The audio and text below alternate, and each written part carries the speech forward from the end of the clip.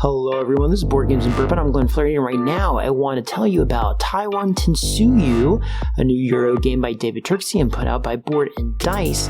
And I gotta tell you, there's some qualities about this game that I think are super cool.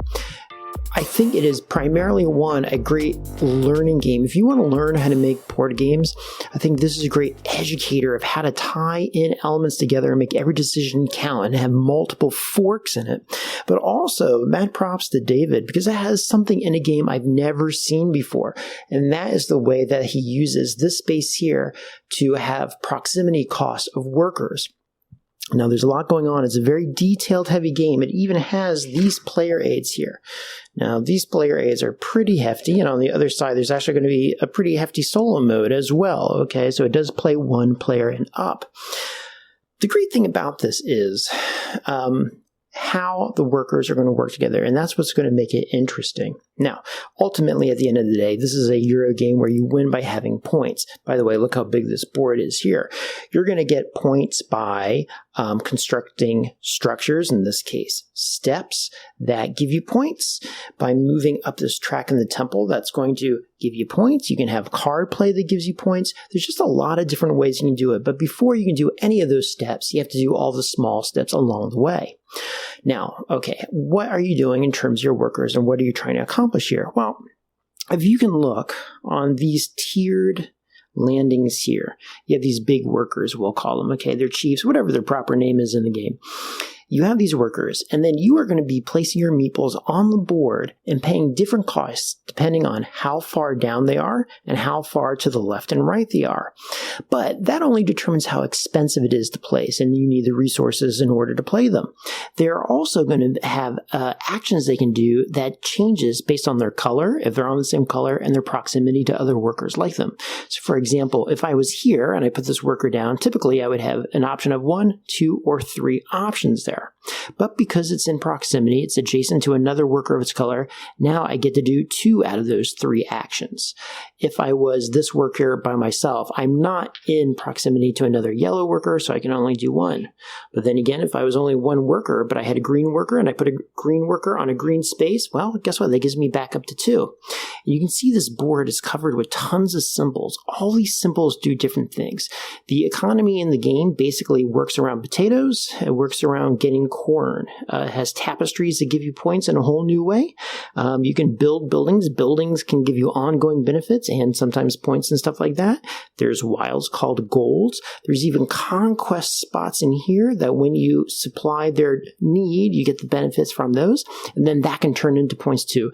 Everything in the game turns into point. Now, I was talking a second ago about how everything in the game kind of has multiple qualities to it and how they have multiple purposes. So one of the things you're going to get in the game are going to be these cards. And these cards here are a prime example of what I'm talking about. Now, you're going to start with a few workers, but you're also going to get these cards. And these cards are going to let you get starting resources in the game. But not only that, they're going to help with placement.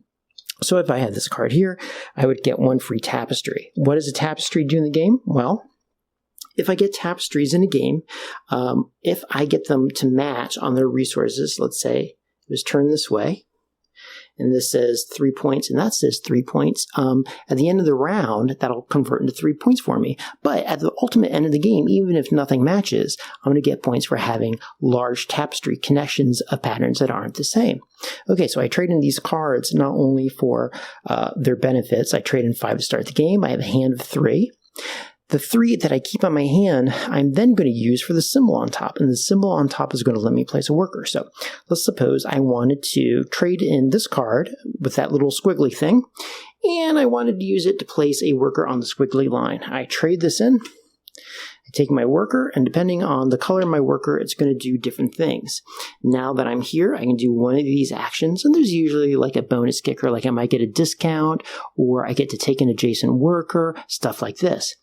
But it's not even done there, because in the game, when I get my resources, I can build things. I can build buildings. I can build this building here that I can use to get 3 potatoes. I can have stone over here from this building. This lets me trigger actions here. Every time I do a certain action, I get to flip over a card that I already used. But then I have these statues over here, and you can see there's a whole host. When I build these, you get like 9 points here. You get fewer points here, but you get these into your hand. And what's the benefit? Multi-purpose, as usual. If I had this statue in my possession and I used this card to place a worker, then this triggers this. And then what this lets me do is it lets me get the benefits on the bottom again. So that would give me corn and another point. So they trigger. But that's not the end of it.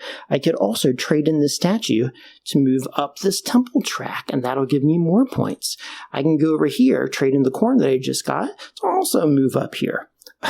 I could also go to spots like this that are red cards. These are war cards. And then give me cards like this. Again, it's a card that has 2 things that can happen on it.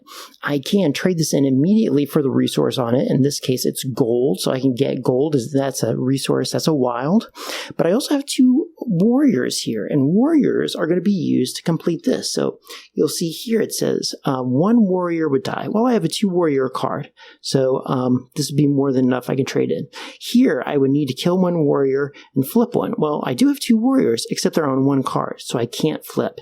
So maybe if I went up here to a conquest, it says I have to flip 2, and I do have 2. I could flip 2 down. Then I could get the 3 points. That's right there. Add it to my score, and I could keep moving.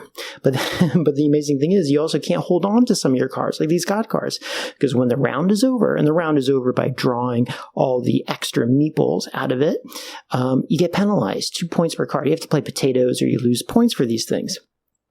So everything has multiple purposes, almost like he said, okay, everything in the game, what is the cost to do it? What is another way it can tie into something else?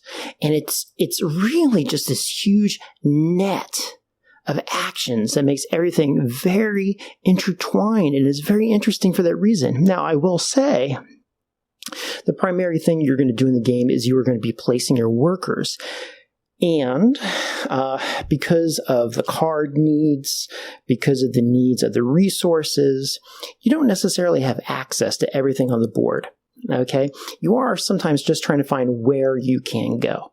Now, that is alleviated by these. And again, what do these little steps do? You can build steps. Well, when you build steps, just like everything, you're going to get points. The steps are also going to lower the price of traveling between sections, okay? So when I have steps, normally, let's say being in front of your person would be 0, then it's 2, and it's a little bit more. Well, this reduces that cost. But here's the great thing. When you build it, you get points. But also, if anyone uses it for a discount to make it cheaper to move away, well, you get points too. Then, let's say somebody comes along, and then they build their stairs after yours. Well, guess what? Kind of like a tribute, they have to give you points. It's amazing how it all ties in. A lot of your brain-burning activity is going to be simply trying to get your people down, making sure you have the resources here so that you can do it. It's amazing. And in that way, this triangulation of abilities, a placement, it reminds me of Ragusa. And I'm not even sure why. I know Ragusa let you get resources from a trifecta that's around you, but something in this recalls that game for another reason. Now, beyond being multiplayer, it does also have a solitary mode where you roll a die and you have some markers that you move around, and the markers move around and they do things for the other person. It's quite involved.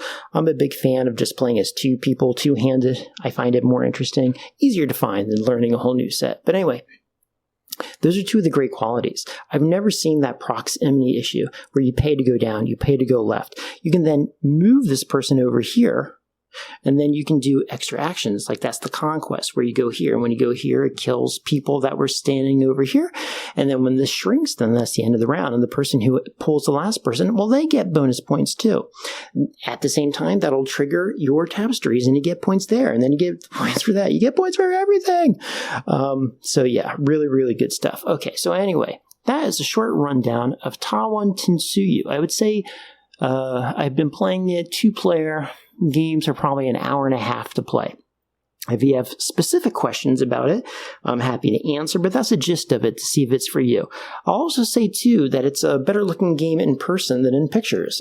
In pictures, I thought it was just this over busy green board. But if you get closer, there's a lot of really cool detail here. There's like villagers, people doing things. They even have little guides on what to do. There's a little village. Very cool. Okay. Again, Tawantinsuyu. Thanks so much, friends. Talk to you later.